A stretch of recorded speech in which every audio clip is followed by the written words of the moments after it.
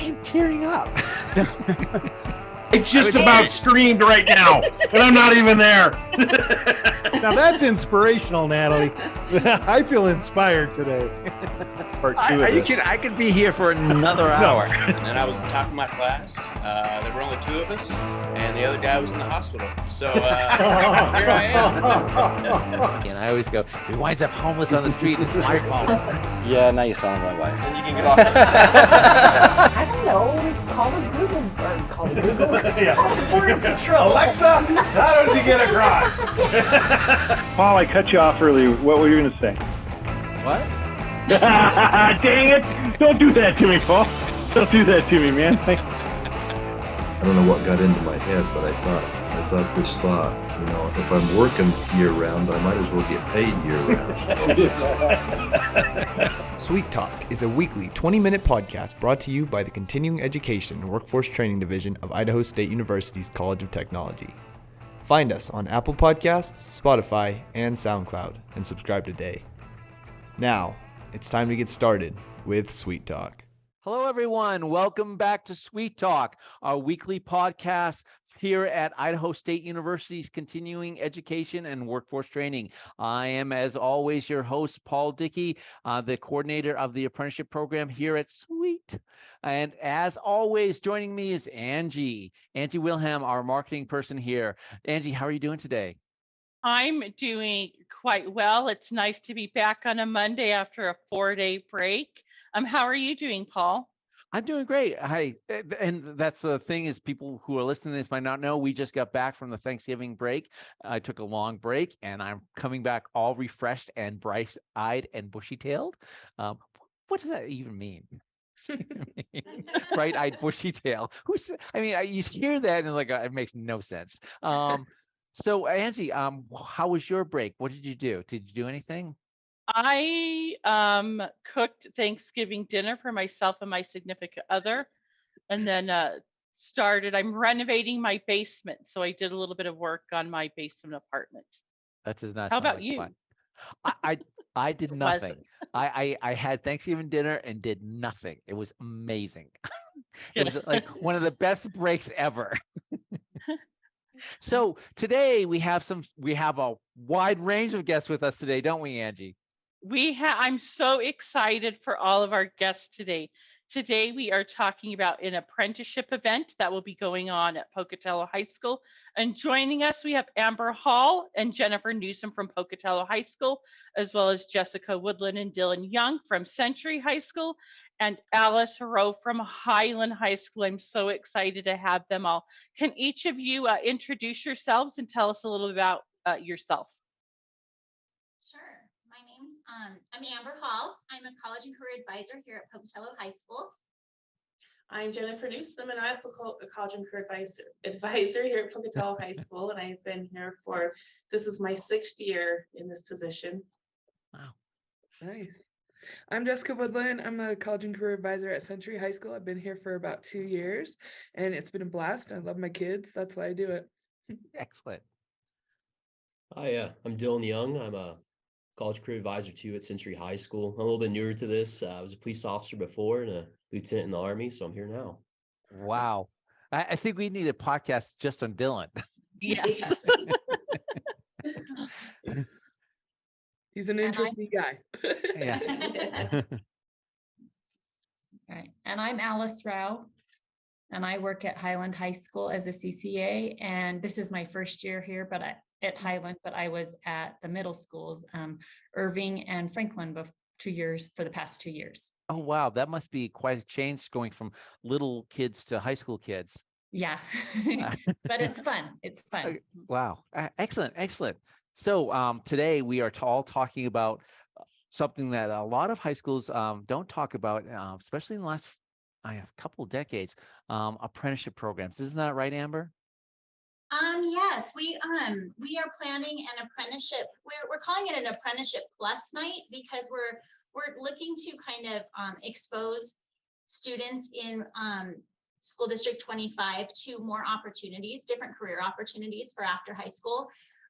We often focus a lot on like college appreciation week and college application week, and we have kids apply for college, which is awesome. But there are a lot of kids these days who are looking for different opportunities. And so this is my first year coming into college and career advisor. I've been a teacher for a long time. And when I came, Jen kind of is telling me about different things that we would like to do that maybe haven't been done. And one of those things was focusing more on apprenticeships. There's a National Apprenticeship Week in November that we did put up some kind of posters that gave information out about apprenticeships. And then Paul, you came and were passed out flyers and things at our high school and talked about apprenticeship opportunities at ISU with students. And so we really wanted to do something that celebrated that week, something a little bit more, I don't know, just a bigger thing so that we can really recognize apprenticeships in our community. And so we came up with this idea to have an apprenticeship night so that we could include students and parents. And we wanted to involve all of the high schools so that all of the students in School District 25 had the opportunity to hear about them. And I guess we kind of, we just wanted to feel it out and see if it would work out. And then as I talked to you first, Paul, and we knew you were going to for sure be there and maybe speak about apprenticeships and tell students what those are about more so that they can get more information about them. And then as we started maybe inviting businesses in our community that might offer apprenticeships, I found there were a lot of them and they were all very eager to come and to be part of it. And so it just kind of became just a good opportunity. So we really went with it. We have over 20 businesses that have committed to come and be here for that apprenticeship night that offer apprenticeship programs. We added a plus to it because as we were doing this, there were other opportunities that we wanted kids to see. Like we have a couple of schools of cosmetology coming.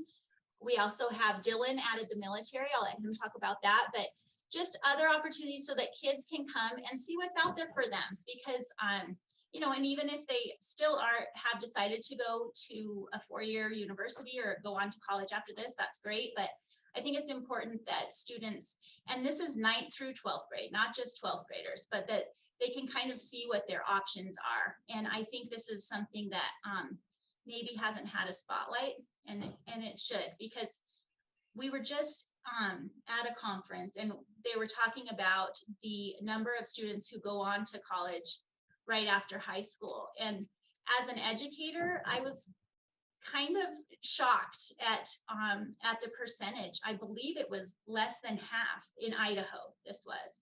And I just thought, gosh, we focus so much on that, which is awesome. But at the same time, there are so many kids that are missing opportunities. And so I think this is a great way to introduce them to some other opportunities in our community. And so, like I said, once we started doing that, we all met together as college and career advisors in School District 25, and we decided this would be a great opportunity for all of the kids. And so everyone has been working to get businesses to come. And then Jessica is a graphic designer, and so I reached out to her and begged her to create some great graphics and things to advertise it. And so anyway, so Jessica, you designed the posters that they've been using to promote the event. Is that correct? Yeah, that is. You've done that was you did an amazing job. Those are really, I walked into the school and I saw those in the hallways as I was setting up, and I said, these are really nice posters, really look very professional. Excellent job, Jessica. Thank you. I guess that's what helped, like schooling paid off, right? So how did you get involved with this, Jessica and Dylan? So Amber came to us and was like, hey, we should like do an apprenticeship night. And it wasn't as like, I think it started small, but then like grew really, really big. And I think it's going to be like a super great activity or opportunity and activity for our students to learn more about what we have, like what options are out there besides college. Because again, like college isn't for everyone. I mean, like apprenticeships are another option, and sometimes people choose not to go to college, and we want to have our kids have an opportunity to do something more with their life, to get more money instead of just like maybe flipping burgers and stuff like that. There's other options out there, and we want our kids to see that. Yeah, definitely, definitely. Dylan, how did you get involved? Pretty much same way she did. I'm just more handling the military side of it. Okay, excellent, excellent. So Alice, how did you hear about the event? Well, Amber, we all kind of work together, and Amber told us about it, and we have so many different kids coming in and telling us that, well, I don't want to go to college. Well, we've got to find something that they can do. We've got to figure out their niche that they can do after high school, because we don't want them just to go out there and flounder and not know what to do. Now, Dylan, go ahead. No, go ahead. Okay. Dylan, can you talk a little bit about the military aspect of this that someone had mentioned earlier? Yeah, we're focusing on apprenticeships this night, so it's not going to be a recruiting event. We're going to have a National Guard sergeant come down, and they're pretty much going to explain that there's a big misconception with the military. They think a lot of these kids think it's all infantry, blood and guts, but in reality, the military is just like the civilian world. So we had military, every civilian job there's a military job corresponding to that. So we have HVAC, heating, air conditioning repairmen, mechanics, plumbers, and the military is a great way to open doors for this. Apprenticeship is a big commitment, but in the military, if you do the Guard, for instance, it's a once a month thing. And once you get out of school, for instance, if you do HVAC, air conditioning repair, you can come out of the military and know all about that field, have certifications. And if you're still not interested in it, you can use the GI Bill to either go to college or go to another apprenticeship. So it's a great way to open doors for these kids. Excellent. You know, I think it's really interesting, Dylan, that you say that, because when my dad was in the military, he was an electrician in the military, and that's something he did part-time for the rest of his life. It's a great opportunity to open doors, and you get to try apprenticeship out.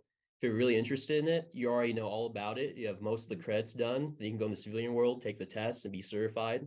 If not, you can use the money to pursue another route. So there's commitment to it, but it's part-time, so it's not like a true apprenticeship.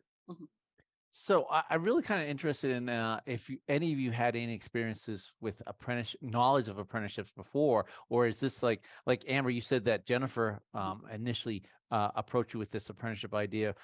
Did you have any knowledge of that? Jessica, Alice, did you have any knowledge of apprenticeships? I did. So last year at the Tech Expo that ISU put on, we actually were walking by, and I see these little metal Idaho like metal things, and I was like, ooh, can I have one of those? And they're like, yeah, if you take our card. And I was like, oh, okay. And they're like, actually, we have this great apprenticeship opportunity. And I was like, oh, tell me more. And they were telling me about it, and I'm like, why would like someone that wants to go into welding not do this? Like, they pay for your school, they pay for like some of your tools. It's like great. It's like basically like, here, we'll give you a job and we'll teach you how to do it. And I'm like, well, that sounds fantastic. So I knew a little bit about it, but before that I was like, what is like, ooh, apprenticeship? Yeah, you can do that, but I don't know how to get you there, I guess. And I think that's a lot of people's understanding of I mean, I think we've all heard the word apprenticeship, and, but, in what is that? And especially, in the state of Idaho, you have the three disciplines of the apprenticeships. You have the HVAC, you have the electrical, and the plumbing. And you're right, it's technically a job because you do have to find employment. And then you're working, and you can come into that with little or no knowledge. And, it's a 4-year program. You're working, gaining that knowledge on the job, but also coming to, say, a facility like Idaho State University for classroom related training that's required as well. But the thing is again, if you guys didn't have a large understanding of apprenticeship, I guess it's hard to speak to your students about that as well. I would imagine. It's very difficult because it's like we have a lot of kids, they're not interested in college. They're like, no, I'm absolutely not doing that. I'm like, okay, well, have you thought about the military? What else have you thought about? And they're like, no. And then we approach them with like, oh, I mean, there's apprenticeship, and maybe try that. Like, they don't see that option very much. Yeah. Amber, I mean, I was there at your high school last week, and I do know that on the first day, I did have quite a few students come up to me and start asking me questions about that. And even though some of them may have said, "Oh, no, I'm going to college," I think every one of them took a brochure because they said, "I have a friend that they haven't made up their mind yet." So I have a question for you, Paul, since you're our apprenticeship expert on this podcast. Can you talk a little about what the apprenticeships are and the employment outlook for apprenticeships? Okay. Well, currently it's looking pretty good. We have had a bit of a dip in the recession, well, inflation and so forth, but that doesn't seem to have affected the need for apprentices right now. Because right now there's still a lot of building going on, and because of I think the infrastructure bills and stuff like that, there's still going to be some building going on heading into the future. So I do know that almost anyone who's willing to start as an apprenticeship, especially in electrical right now, can find employment. I haven't had too many students come to me, my students, who have not had employment, not be able to find employment, because everyone's looking. I think a lot of times what employers are looking for is they're looking for someone who's willing to do the work. Because again, an apprenticeship is a 4-year program, and again, they come in with little or no knowledge, and they over the 4 years they gain knowledge and become more valuable to an employer. I think employers are willing to give anyone a chance because it's a hierarchy, and they need people to haul the stuff, to clean up the sites, to do the scut work on every job. And that's typically what a year one apprentice does, and then they move up and they gain more value. So I think it's no downside to an employer to give someone a chance and hire them for an apprenticeship position. Now, Amber, you before I had asked you a question on we started talking about students who they may have decided on a college career, but they have friends. And I think the event you're planning might be a really good for planting seeds for people just to start thinking about an alternate career path. What do you all think about that? I think that a lot of the kids who maybe don't know what they want to do see this opportunity of finishing high school as an opportunity to start making more money. And I think that what's great about an apprenticeship is that they can be getting paid while they're learning. And I think that it could be really enticing to a lot of students that aren't sure what they want to do yet, but know that they need to start making their own income immediately after high school. And so that's another thing that I think is another draw about this, that people will learn. Like I said, I didn't know a lot about apprenticeships, but as I keep calling around to different businesses, I recognize that apprenticeships are kind of different in each environment. And so you really have to get to know, you have to think about what you want to do, and then get to know whatever business or opportunity there is out there. And that's exactly what we want to do. We just want to expose more students to more opportunities. And there seem to be a lot in our community that we, like I said, I didn't know about. And also, I think it's an opportunity for businesses in our community that may want to have an apprenticeship that don't. And I think this is a good opportunity for them to learn something about that as well. We have speakers coming that for the first half an hour of that night, that you were one of the speakers, obviously, Paul, that will be speaking about apprenticeships. And then we also have well, you were going to talk about these. Do you want to tell them more about these, about the 4 people, right? Well, so it's interesting how, I just kind of want to go back a little bit and say like my first year here, I helped kids with college applications. And by the end of the school year, I realized that we had missed a whole group of kids that that didn't do anything, that we didn't reach out to. And so the second year, I tried to work a little bit more on apprenticeships, and they were super hard it's a lot of work. And this is one thing I've realized, and I feel like is great about our position as being CCAs, is we can advocate for these kids now as far as these opportunities go. Because I've noticed that in COVID shut everything down, but prior to COVID, we were really trying to work on apprenticeships, and we were starting to make some leadway, and then COVID hit, and kind of just put everything at a stop for a minute. And so it's really exciting to have this event to be able to, and I've noticed that I think there's some momentum behind it, that I think that their kids have been missing, or these events have been missing, or opportunities, and nobody has known about them. And I feel like we're not the only ones feeling this way, here in our district. I've noticed it across the state when I've gone to meetings with the State Board of Education, that they're speaking more about apprenticeships and stuff. And so with there's a new program, a relatively new program. It's called Idaho Business for Education. And I think it's been around for about 3 years now. And the job for that program is to help businesses create apprenticeships. And so because they're out there, or businesses need the help, things like that. And so their job is, and it's Roger Clotho, he'll be a speaker that night. And that's what his team does, is they work with businesses to create apprenticeships, and then they offer those apprenticeship opportunities out to the students. We've also been working with Leslie Losh, who's with the Idaho Workers Opportunity Network. And I'm still trying to figure this one out a little bit, but I think more she works with union apprenticeships.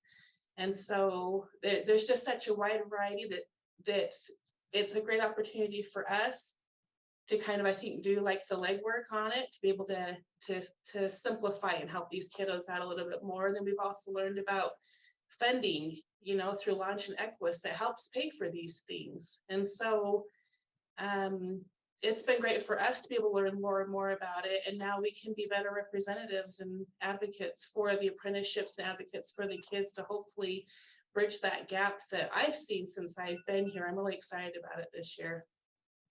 Yeah, I'm excited about it. Again, all my instructors are planning on being there that evening.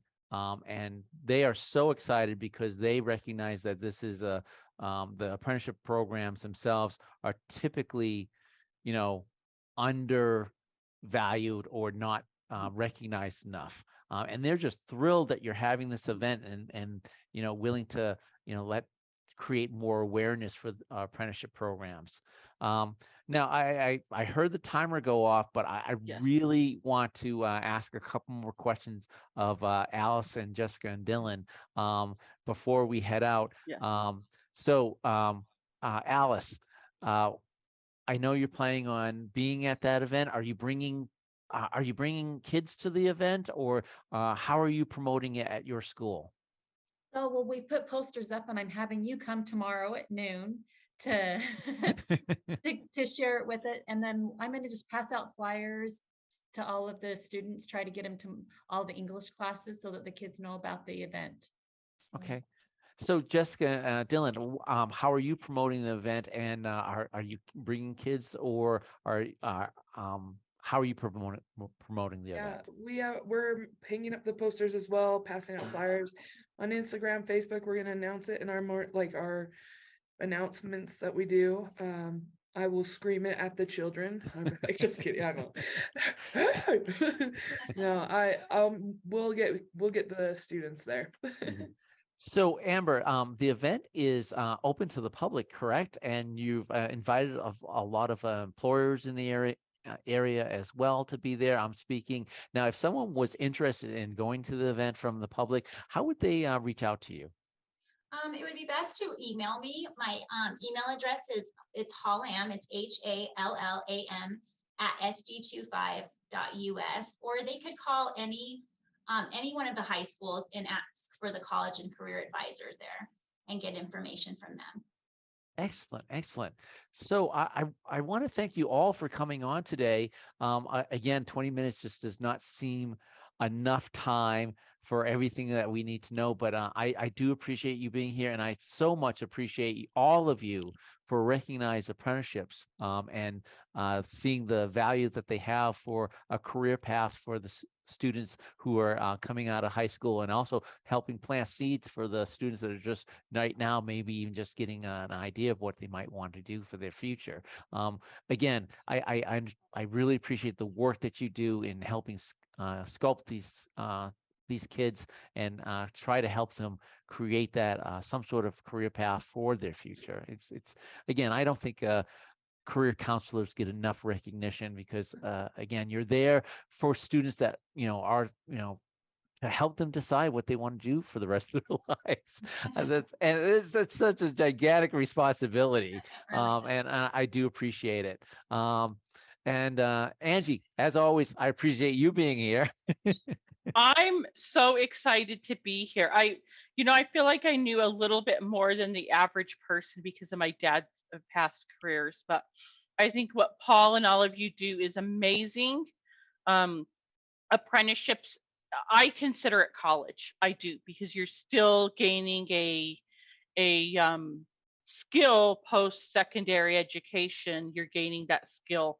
And thank you guys so much for being here and for promoting apprenticeships for those students who are seeking an alternate career. Okay. And for the final thing, Amber, could you just tell us the date and time for the event next week? It's December 7th, and it's from 6 to 7:30. 6 to 6:30, we'll have speakers, and then 6:30 to 7:30, you'll be able to walk around to the businesses and get more information about their programs. And that's happening at Pocatello High School, is that Yes, correct? Pocatello High School in the auditorium. All right. Excellent. Excellent. Thank you all so much for being here today. I really appreciate it. Now, if someone wants to get a hold of us, you can email us here at cetrain@isu.edu. You can also visit our webpage at cetrain.isu.edu. And you can call us at 208-282-3372. Thank you so much, everyone. Angie, as always, thank you. And everyone, Thank you. be safe out there. Thanks.